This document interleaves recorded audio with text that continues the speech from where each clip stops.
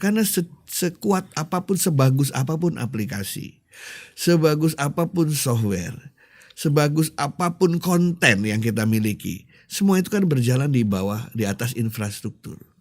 Jadi infrastruktur itu mutlak diperlukan dalam kemandirian teknologi itu. Hardware bisa dibeli, software bisa diinstal ulang, tapi data ya, itulah sumber pengetahuan, sumber informasi dari sebuah negara. Nah, jadi bagi saya kemandirian itu adalah data milik Indonesia, konten milik Indonesia, aset milik Indonesia, ya orang Indonesia yang harus bisa mengendalikan itu. Tempatnya boleh di berbagai tempat, gitu menurut saya, tetapi kita yang memegang kontrol atau kendali. Itulah namanya kedaulatan.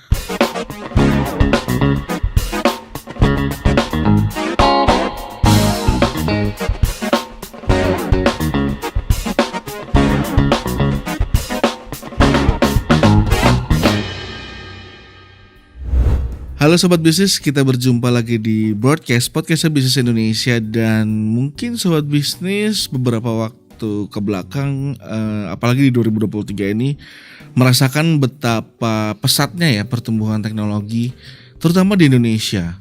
Tapi sebenarnya gak cuma di Indonesia loh Sobat Bisnis, di luar negeri pun, di negara-negara lain pertumbuhan teknologi itu seperti apa ya? Seperti angin yang bahkan kita sendiri tidak bisa merasakannya, tapi itu ada dan begitu cepat. Nah, bicara soal pertumbuhan teknologi dan perkembangan teknologi di era sekarang, kita harus sadar juga nih bahwa Indonesia menuju Indonesia emas terutama ya, yang sedang digadang-gadang menuju 2045, itu mau tidak mau, percaya tidak percaya harus mandiri dalam hal teknologi sendiri. Apalagi kalau kita punya visi misi Indonesia ingin, dan masyarakat Indonesia juga tentunya berharap ya, Indonesia menjadi negara maju. Negara maju itu ibaratnya kita melihat negara-negara lain yang sudah dikatakan negara maju, mereka punya kemandirian teknologi. Nah, kita membahas lebih detailnya dan lebih lengkapnya tentang kemandirian teknologi itu, apalagi teknologi yang namanya teknologi ya di zaman sekarang itu ya yang tadi saya bilang di awal, begitu pesat, begitu cepat. Seperti apa memangnya kemandirian teknologi dalam bernegara, terutama Indonesia sendiri? Apakah Indonesia mampu untuk merealisasikannya? Nah, kita akan berbincang dengan Profesor Eko Indrajit, pengamat teknologi. Halo Prof, apa kabar Prof? Kabar baik, terima kasih banyak untuk undangannya. Prof, ya. Kalau kita bicara soal kemandirian teknologi nih Prof nih, Presiden Jokowi ini selalu bilang kalau kemandirian teknologi informasi ini harus menjadi prioritas nasional gitu ya Prof ya, karena otomatis akan memperkuat juga ketahanan nasional gitu. Kira-kira apa nih Prof langkah yang baik yang sudah dilakukan ataupun yang tengah dilakukan, atau mungkin masih ada beberapa hal yang belum dilakukan pemerintah untuk menciptakan kemandirian teknologi itu sendiri Prof, yang seperti tadi saya bilang di awal Prof? Ya, jadi kan kita kenal Pak Presiden kita, Pak Jokowi ini sebagai seseorang yang menggiatkan pembangunan infrastruktur gitu ya. Ya, betul. Nah, infrastruktur itu tidak hanya infrastruktur dalam bentuk fisik begitu, seperti jalan ya, jalan tol gitu. Anda juga pernah dengar infrastruktur langit gitu ya? Iya. Infrastruktur langit itu lewat satelit misalnya, betul. Gitu kan. Nah, jadi infrastruktur yang dibutuhkan sekarang kan sebenarnya di Indonesia itu adalah bagaimana agar 275 juta masyarakat Indonesia ini bisa saling berinteraksi. Kenapa? Kan negara kita ini negara kepulauan gitu kan? Jauh-jauhan ya Prof ya. It doesn't take a genius untuk bisa tahu apa masalah negara kepulauan itu. Pasti masalah komunikasi. Betul. Pasti masalah transportasi. Pasti masalah logistik. Pasti masalah ketidakmerataan, ya kan? Nah, itu semua bisa dipecahkan asalkan kita mampu berkomunikasi satu dengan lainnya. Jadi oleh karena itulah maka infrastruktur yang dikembangkan juga dalam konteks teknologi informasi atau digital sangat banyak. Contohnya Palaparing gitu ya. Palaparing itu kan pulau-pulau besar di Indonesia ini dikelilingi fiber optik pita lebar gitu kan, supaya nanti semua orang bisa saling berhubungan, berkolaborasi, bertransaksi, berinteraksi dan lain sebagainya. Itu yang di darat laut tuh ya. Kemudian di udara kita baru meluncurkan satelit Satriawan gitu ya. Satriawan, ya. Wah, saya senang namanya Satriawan. Tahu kenapa? Kenapa, Prof? Anak pertama saya namanya Satria gitu ya, Satriawan jadinya. Sama namanya. Nah, itu juga sebagai langkah bahwa kita ingin mengcover seluruh republik ini dengan infrastruktur. Karena sekuat apapun, sebagus apapun aplikasi, sebagus apapun software, sebagus apapun konten yang kita miliki, semua itu kan berjalan di atas infrastruktur. Oke. Jadi infrastruktur itu mutlak diperlukan dalam kemandirian teknologi itu. Oke. Sebab Anda bisa bayangkan kalau infrastrukturnya milik negara lain atau milik orang lain ya kan, data yang mengalir di sana semua mereka bisa lihat dong. Nggak Iya, mandiri kita dalam hal itu. Tapi sejauh ini apakah infrastruktur yang kita miliki sudah apa ya, Prof, ya? Sudah mampu dan sudah mumpuni untuk mengcover 275 juta penduduk yang tadi Prof bilang? Itulah tantangan paling besar yang dihadapi Indonesia. Makanya yang namanya fiber optik palaparing itu kan intinya backbone besarnya. Nanti dari titik palaparing itu sampai ke tiap orang-orang di Indonesia itu namanya last mile. Itulah yang dilakukan oleh perusahaan-perusahaan telekomunikasi, internet service provider, sampai ke titik-titik orang-orang Indonesia di gunung, di laut gitu ya, dan lain sebagainya. Memang masih ada blank spot, ya jelas lah. Ya, wajar iya wajar, makanya blank spot itu salah satu caranya adalah lewat satelit kan. Iya. Kalau satelit kan semua kelihatan tuh ceritanya. Nah, jadi itu semua harus saling terintegrasi. Nah, di semua negara, tidak hanya di Indonesia, biasanya yang paling sulit itu adalah menjangkau orang-orang yang berada di daerah remote. Oke. Di mana di daerah remote itu biasanya ada di provinsi yang besar, tapi penduduknya sedikit. Iya. Siapa pengusaha yang mau ke sana? Udah jangkauannya besar, yang pakai dikit. Ya. Makanya disitulah ada program yang namanya USO itu, Universal Service Obligation, di mana harus menyisihkan uang untuk mereka yang tidak terjangkau itu. Itulah tantangan terbesar kita. Kita terkenal dengan 3T kali ya. Iya. Kita daerah 3T itu. Ya. Ya, itulah tantangan terbesar. Bagaimana semua bisa saling terhubung. Oke. Nah, sebelumnya juga mungkin Sobat Bisnis juga pernah dengar tentang big data dan cloud computing yang direncanakan oleh pemerintah, Prof. Ya. Sejauh ini perkembangannya seperti apa sih, Prof? Dan seberapa vitalnya big data dan cloud computing itu untuk membangun kemandirian teknologi ini, Prof? Percaya atau tidak, kita ngomong yang sederhana dulu, medsos lah.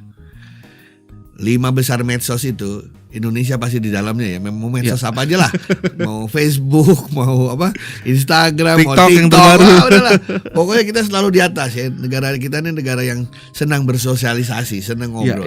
Nah, pertanyaannya itu baru TikTok, belum lagi data-data untuk pemerintahan, data-data untuk bisnis.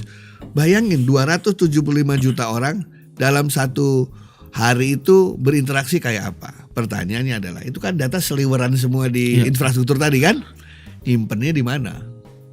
Betul kan ya? Nggak dikit loh itu, ya kan? Nah, sekarang ini kan tersimpan per hari lagi. Per hari. Sekarang itu kan tersimpan di server-server macam-macam. Misal di kementerian punya servernya masing-masing sendiri, ya, bisnis punya servernya masing-masing sendiri. Nah, terus kalau Anda mau mengkonsolidasi itu gimana caranya? Pengalaman membuktikan kalau mau bikin standar tuh lama banget biasanya, bro. Gitu. Lah iya, kan katanya di dalam dunia itu selalu ada silo-silo kan. Untuk kerjasama tuh susah. Nah, disitulah keluar konsep big data. Konsep big data itu adalah semua data yang terkumpul yang banyak itu disatukan, diambil oleh aplikasi, kemudian aplikasi dengan algoritma cerdas mencoba mengartikan itu semua, membantu kita. Gitu. Jadi seperti misalnya Anda kalau ngomong di Facebook atau di media sosial kan gak terstruktur, benar gak? Betul. Ya kan? Tapi begitu itu diambil, masukin ChatGPT, keluar jadi terstruktur.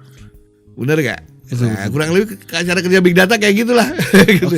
Ya, jadi sesuatu yang tadinya gak ada nilainya, bingung gitu ya, tapi kita bisa artikan hal itu semua. Nah, itu namanya big data. Nah, pertanyaannya, big data kan datanya besar ya.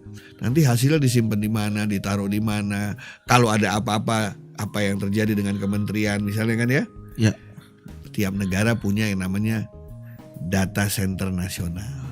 Nah, itulah yang Indonesia sekarang sedang bangun. Kabarnya ada di beberapa titik nih. Tapi progresnya sudah seperti apa? Jabodetabek 2024 katanya akan mulai operasi. Ada wilayah Jabodetabek, nanti ada yang di Sumatera. Oke. Saya lupa di mana. Mungkin per pulau kali ya, Prof.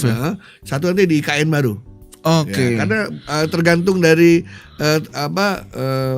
frekuensi transaksinya. Oke. Ya, Pulau Jawa itu paling banyak, paling besar ya. Di data center. Satu lagi di Batam kalau nggak salah. Satu lagi nanti di IKN gitu. 3 pusat data nasional. Nah, di dalam data nasional itu dipasanglah aplikasi berbasis cloud. Oke. Maksudnya berbasis cloud itu Anda tidak harus menyimpan itu. Istilahnya dulu ada film romantis. Salah satu prinsipnya gini kalau orang pacaran. Mencintai itu tidak harus memiliki, benar nggak? Nah, itu prinsip cloud computing, bro. Bahwa mendapatkan service IT tidak harus memiliki aset.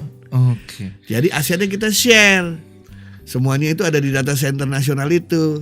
Jadi Anda nggak harus beli aplikasi banyak, nggak usah beli server, sharing dengan data center nasional. Dan itu juga menunjang green computing atau apa inisiatif hijau ya. Iya. Supaya tidak banyak. Anda pilih mana, beli 10 server atau satu server di sharing. Nah, lebih baik sharing ya. 10 server ini kan sampah elektronik nanti jadinya kan. Ya. Dan lebih praktis juga, Prof. Betul, seperti Anda katakan tadi, kecepatannya kayak angin. Baru beli 10 server, tahun depan keluar yang baru. Ini dibuang kemana sampah elektronik betul. Inilah yang menimbulkan efek rumah kaca, sustainability environment, bumi makin panas, ya karena tidak bisa didaur ulang berbagai komponen ini. Tapi, itu intinya. Ketika kita bicara soal data nasional nih, Prof. Ya. Keamanannya seperti apa, Prof? Karena mengingat yang lalu-lalu kan kecurian data sudah jadi hal yang ini yang penting saya ingin sampaikan. Vital di Indonesia ya, Prof. Keamanan data itu menjadi tanggung jawab semua orang. Okay. Banyak orang berpikir keamanan data itu hanya tanggung jawab provider saja. Pemerintah saja atau yang punya aplikasi saja. Saya kasih contoh. Oke. Di Jalan Sudirman Tamrin ini, Anda mau naik ke lantai atas, apa yang Anda tinggal di bawah? Yang tinggal di bawah. Untuk bisa naik ke atas, biasanya ngapain kita? Ke resepsionis dulu kan? Iya. Resepsionis minta tinggal apa? KTP. Loh kok ditinggal? Sebagai tanda identitas kalau kita masuk. Mari kita berdoa KTP kita nggak dipotret ya. Iya. Nah, itu sudah kita lakukan tiap hari ya. Tahu maksudnya ya? Itu kultur. Sebenarnya di prinsip namanya ID card itu harus nempel ke tubuh Anda. Oke. ID card tuh nempel ke tubuh Anda. Boleh dikasih lihat ke orang untuk autentifikasi atau proof, tapi harus dimasukin lagi. Dia mencatat. Tidak boleh ID card kita itu lepas dari body kita ada di tangan orang lain. Karena kita nggak tahu lagi habis itu bukan ada di kendali kita kan? Iya. KTP masih bagus. SIM coba. Di luarnya ada sidik jari. Iya, betul. Ya kan? Nah, ini suatu hal yang sederhana. Orang ribut nyalain Dukcapil, nyalain Kominfo, KTP-nya ada di mana-mana gitu kan. Lah, yang kalau mau naik ngasih KTP siapa? Belum kalau sering fotokopi KTP kan? Iya. Tahu dari mana yang fotokopi, enggak fotokopi juga betul. untuk dia. Nah, itulah. Apalagi kalau soft copy. Nah, pakai flash disk. Nah, makanya di negara maju tuh jarang yang minta KTP-nya, dia minta nomornya. Untuk diisi di form dan lain sebagainya. Sudah otomatis tersinkron dengan Dukcapil ya. Nah, jadi itu. Jadi saya lihat seperti misal di bank ya. Itu kan ada tugas bank, ada tugas nasabah. Betul. Dalam hal security. Ya. Nah, kadang-kadang bank kira nasabahnya udah take care. Nasabahnya kira banknya udah take care gitu. Jadi misalnya banknya pikir nasabah pasti akan sering-sering ganti password. Kan sering ganti password tuh aman kan? Iya, betul. Sementara nasabah pikir, banknya sudah aman. Sudah aman, ngapain saya ganti password? Nah, hal-hal semacam ini membuat akhirnya kita lengah. Makanya memang literasi mengenai keamanan data itu penting untuk dipahami oleh anak-anak Indonesia. Saya saran mulai dari SD diajarin. Itu, nah, kita udah terlambat ya. Begitu. Baru saya mau tanya bukannya kita sudah terlambat. Sama kayak begini misalnya generasi kita atau ke atas baby boomer lah. Itu pasti kalau punya beberapa akun passwordnya sama tuh. Bapak saya misalnya kan. Ya kan? Supaya gampang, Bro. Supaya gampang. Karena kayak gitu susah. Keamanan dengan kenyamanan itu berbanding terbalik. Oke. Nah, di dalam internet ada prinsip, Anda tahu rantai ya? Ya, ya. Rantai itu kekuatannya tergantung pada sambungan terlemah. Ada mata rantai pakai besi semua. Satu aja ada plastik, putusnya di mana? Di plastiknya. Itulah masalah keamanan. Oke. Anda punya 1000 pegawai, 950 aman, 50 tidak aman. Dia akan masuk dari 50 itu. Karena semua pakai internet, saling terhubung. Nah, itulah prinsip keamanan. Jadi kita harus terus meningkatkan literasi keamanan masyarakat kita. Udah nggak bisa lagi saling menyalahkan begitu ya. Ada kadang-kadang juga gampangnya gini lah misalnya. Anda sekarang pengen di bisnis Indonesia pengen instalasi aplikasi baru, betul ya? Kan bukan Anda instalasi pasti kan, mitra kan? Betul. Waktu mitra masuk dia instalasi kan, datanya ada di dalam kan? Iya. Gimana cara Anda memastikan dia tidak melihat data Anda? Tak maksud saya kan? Nah, banyak orang-orang lengah dalam hal itu. Dia kan mitra saya, boleh dong lihat semuanya. Nah, begitu lihat, di kok lucu ya. Dia copy tiba-tiba kemana-mana. Dan yang paling banyak di Indonesia tahu apa? Apa, Bro? Saya punya handphone X, terus dapat handphone Y yang lebih baru, beda sistem. Saya pengen mindahin X ke Y semua datanya. Kemana orang kita coba? Ke counter. Ya, ke kios-kios kan? Iya, nah, betul. Emang waktu si abangnya mindahin dari A ke B itu Anda tungguin? Bisa ada HP dia juga di tengah. Kadang-kadang tolong dong saya berapa lama? 2 jam Pak. Ya udah saya makan siang dulu gitu kan? Terus kita balik lagi sudah pindah. The question is, tahu dari mana dia tidak ngopi juga? Nah, itulah yang namanya keamanan itu tanggung jawab semua. Kita harus punya kecerdasan itu. Jadi tanggung jawab bersama, Bro. Artinya itu tadi yang Profesor sebutkan sebenarnya adalah realita di lapangan, Prof. Realitas di lapangan. Dan tantangannya sedemikian sulitnya untuk mengedukasi masyarakat dari ibaratnya dari anak-anak sampai yang dewasa sampai yang tua. Lalu bagaimana, Prof? Ibaratnya gimana ya? Kan itu tadi hal-halnya yang realitanya seperti itu. Tantangannya kemudian makanya bagaimana mengedukasinya? Kominfo itu melakukan banyak sekali program edukasi ke seluruh Indonesia. Sekarang itu diperkuat lagi dengan program-programnya BSSN, Badan Cyber dan Sandi Negara, karena mereka berkepentingan juga. Paling banyak dapat laporan sekarang BSSN. Iya, betul. Di samping itu, lembaga pendidikan sekarang barusan aja kita membuat kurikulum keamanan informasi untuk anak-anak SD. Bagus.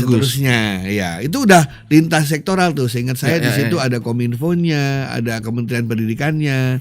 Kebetulan saya juga salah satu ketua PGRI guru. Kita juga menyumbang di sana biar guru-guru. Karena banyak guru-guru yang nggak tahu juga loh. Betul. Ya kan? Nah, guru-guru kan ngajarin siswanya. Harusnya lebih ngerti. Ya? Harus ngerti supaya nanti siswanya juga paham. Begitu ceritanya. Jadi harus lewat kurikulum. Menurut saya. Oke. Kemudian untuk arah ke kemandirian teknologi nih, Prof nih.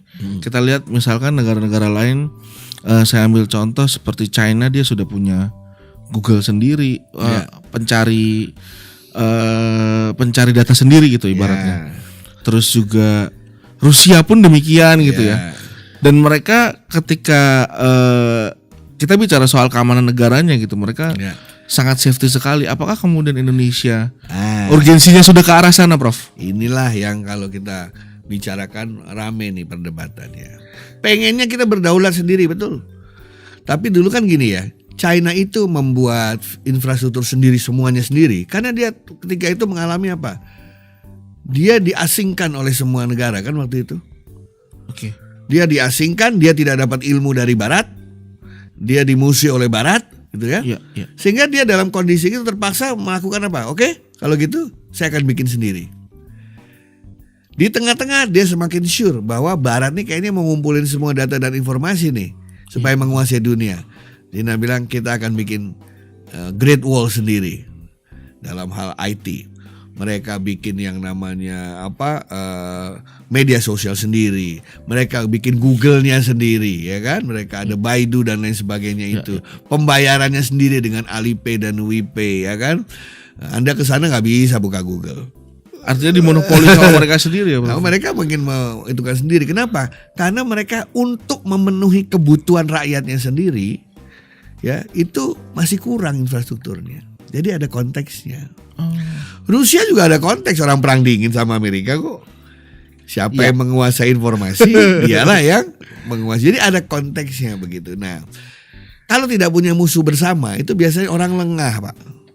Nah, kita ini kan non-blok, baik dengan semua orang ceritanya kan. Nah, akhirnya secara tidak sengaja kita berbaikan dengan berbagai negara, semua negara produk dari semua negara masuk kita pakai, kita terlena, kita tidak mengembangkan sendiri. Ya, itu dia. Gitu. Bahkan sebenarnya produk-produk digital atau IT dalam negeri itu banyak sekali. Banyak, Pak. Wah, orang Indonesia tuh hebat-hebat. Ada yang bikin kayak WA sendiri, Ya. ada yang bikin kayak Google sendiri, ada yang bikin kayak YouTube sendiri. Nah, cuman bagaimana itu bisa mencapai titik dipakai secara masif, ya? Nggak fair dong kalau dia langsung dibandingkan dengan yang udah maju. Iya, betul. Nah, disinilah keberpihakan negara itu dibutuhkan. Ya, contoh, waktu Mahathir membuat multimedia super koridor di Malaysia dulu ya, tahun saya belum kawin tuh, sebelum 2000 tuh. Dia mengatakan, oke, semua vendor silakan masuk sini. Dia bikinin tuh tempatnya. Tapi harus transfer teknologi supaya 15 tahun lagi orang Malaysia bisa bikin kayak gitu. Kalau nggak boleh masuk. Terus di China terbalik, Pak. 15 tahun dari sekarang kita pasti akan memakai aplikasi yang dibuat oleh Anda semua. Nah, nanti 15 tahun lagi Anda semua bersaing. Pemerintah akan milih aplikasi dari yang dibuat oleh rakyat China. Dan benar itu dipakai. Tahu itu ya. Jadi misalnya nih, 10 tahun dari sekarang semua software pendidikan akan dipakai buatan kampus-kampus di Indonesia. Dan pemerintah akan beli itu semua. Pasti bergiat semua bikin nggak? Ya. Tapi kalau diserahkan ke pasar bebas, bikin yang bisa saingan sama Google, bisa saingan sama YouTube, itu kan sulit karena infrastruktur kita masih belum memadai. Dan langsung saingannya yang skala internasional. Dan sekarang internasional bukan lagi satu negara yang mengendalikan misalnya, tapi kan komponennya dari berbagai negara. Makanya ada buku yang menarik yang namanya Connecting the Dot. Connecting the Dots itu maksudnya kayak kita main Lego lah. Lego itu kan warna-warni. Anggap aja itu komponen dari berbagai pihak. Yang hebat kan yang merangkai komponennya. Betul. Ya kan? Ya bukan membuat komponen satu-satu, tapi yang merangkai. Yang merangkainya bisa jadi. Akan lebih keren lagi kalau salah satu chip yang dirangkai itu buatan kita gitu. Betul. Nah, itu menurut saya membutuhkan keberpihakan pemerintah. Nah, kemudian apa nih, Prof, tantangan-tantangan dan juga manfaat yang dihadapi dari negara-negara yang mereka yang sudah bisa dibilang sudah mandiri, sudah mampu memproduksi segala hal dalam teknologinya itu tadi, dan ibaratnya kalau kita bicara soal keuntungan, salah satunya mereka privasinya sangat sangat terlindungi sendiri ya, Prof. Kalau saya bilang sederhana, satu, keuntungan ekonomi. Oke. Karena mereka produsen, kita jadi konsumen. Oke. Berarti mereka jual, kita beli, kan mereka untung satu. Ya. Kedua, ini yang paling penting, mengendalikan. Lah kalau Anda sudah pakai produk mereka, Anda kan tergantung. Benar gak? Betul. Itu artinya dengan kata lain dia bisa mengendalikan Anda untuk membeli produk barunya, untuk format ulang aplikasinya, Untuk bergantung terus-terusan. Bergantung itu kedua. Dan ketiga, jangan salah, bergantung itu kenapa? Karena data semua disimpan oleh mereka. Siapa yang lebih aman kalau gitu? Mereka apa kita? Betul kan ya?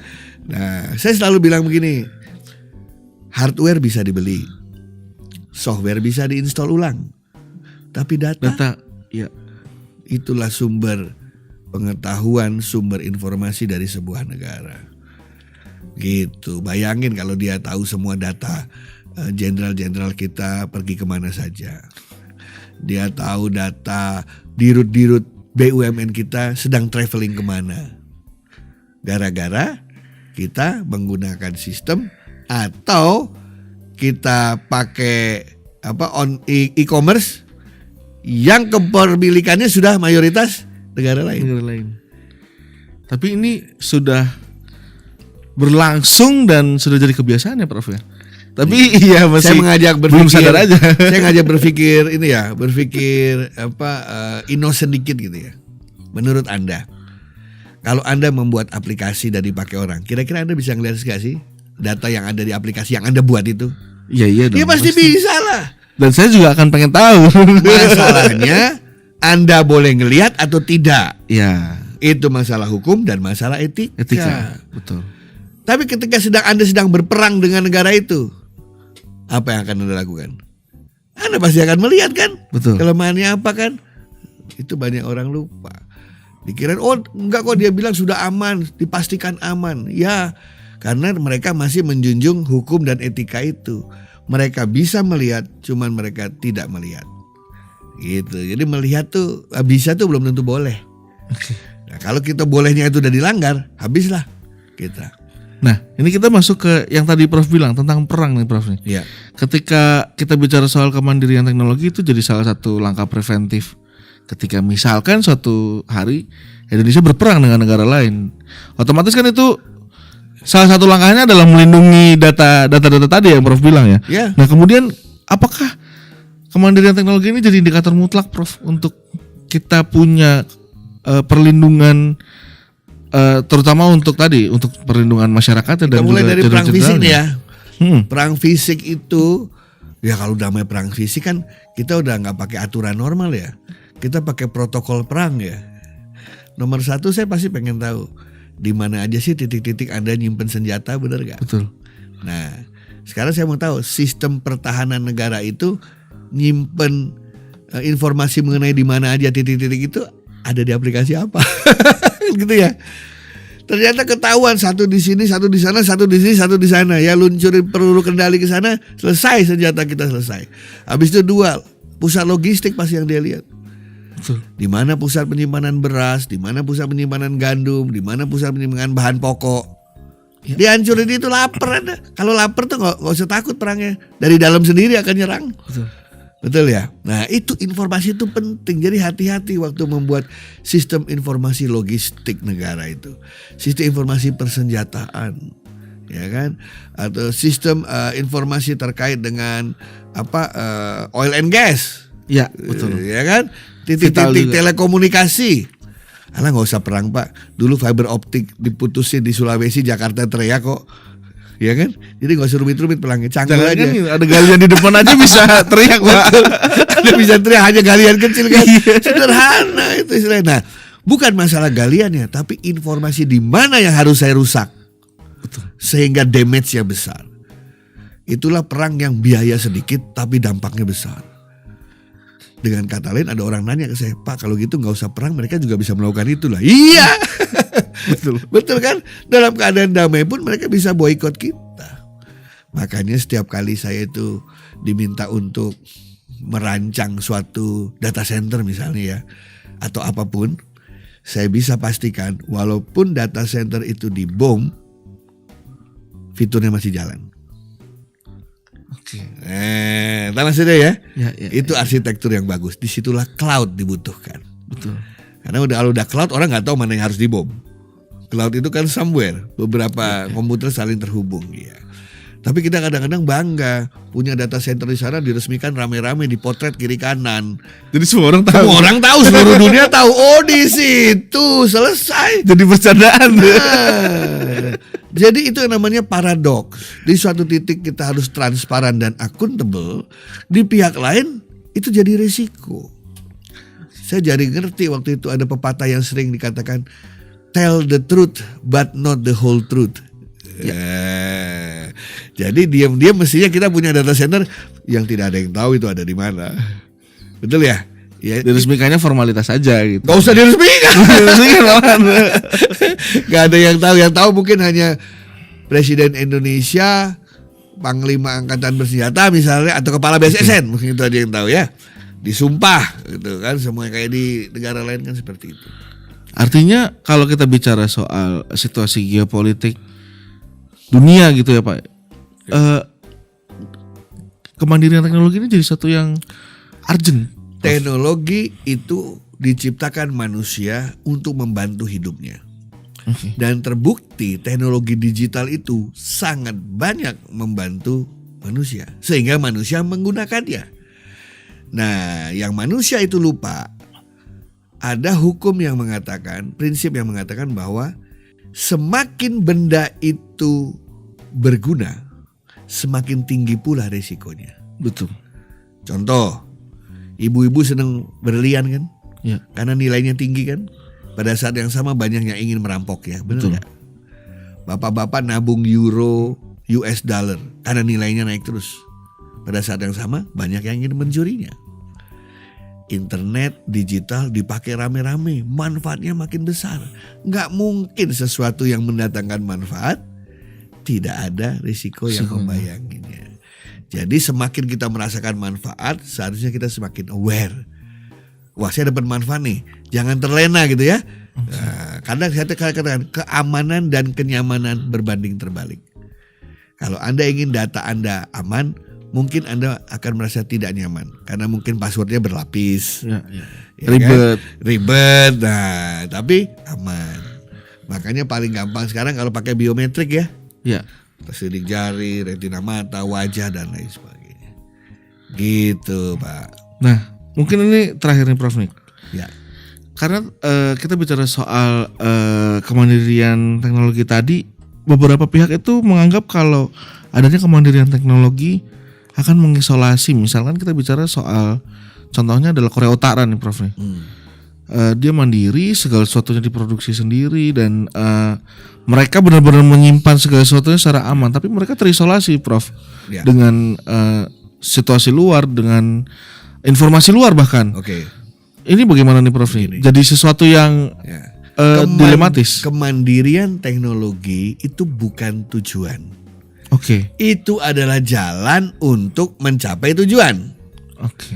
Ya kan? Tujuan Indonesia apa? Melindungi segenap bangsa Indonesia dan tuba darah Indonesia, mencerdaskan kehidupan bangsa dengan kesejahteraan umum dan lain sebagainya. Bagaimana itu bisa diterapkan dari segi strategi nasional? Ternyata kalau kita mandiri secara teknologi, misalnya, kita dapat meningkatkan kesejahteraan bangsa. Kenapa? Karena e-commerce payment sistemnya ke kita semua. Sehingga nggak ada pembayaran payment yang lari keluar misalnya. Ya kan? Dengan adanya teknologi, orang sekarang nelpon, chatting, WA semua, uangnya nggak lari kemana-mana. Menggerakkan ekonomi Indonesia. Kan itu sebenarnya tujuannya. Tujuannya, Pak. ya.